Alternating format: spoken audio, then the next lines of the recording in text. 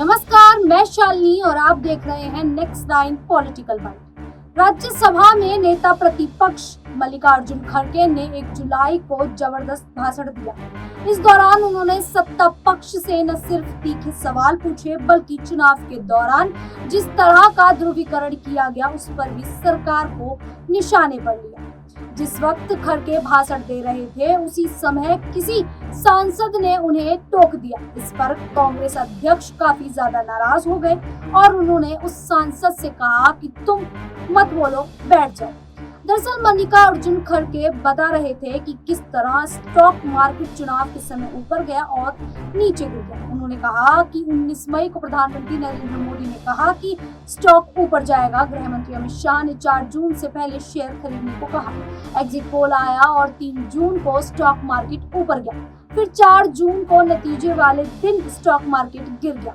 निवेशकों को 30 लाख करोड़ का नुकसान हुआ। इसके लिए पीएम और गृह मंत्री जिम्मेदार हैं।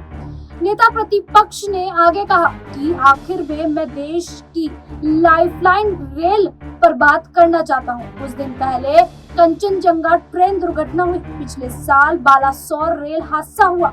रेलवे ऑस्ट्रेलिया जितनी आबादी को एक जगह से दूसरी जगह ले जाने का काम करता है। इस दौरान सत्ता पक्ष के एक सांसद ने खड़गे को टोका।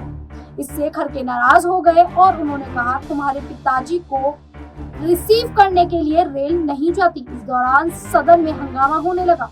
सभापति जगदीप धनखड़ ने सभी को शांत कराया और खड़गे को आगे बोलने के लिए कहा।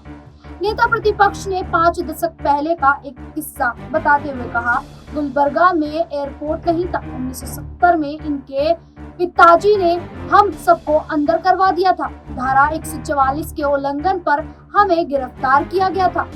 मल्लिकार्जुन खड़गे ने आगे कहा, 1971 में मोहन आचार्य, चंद्रशेखर और कृष्णकांत गुलबर्गा आए थे।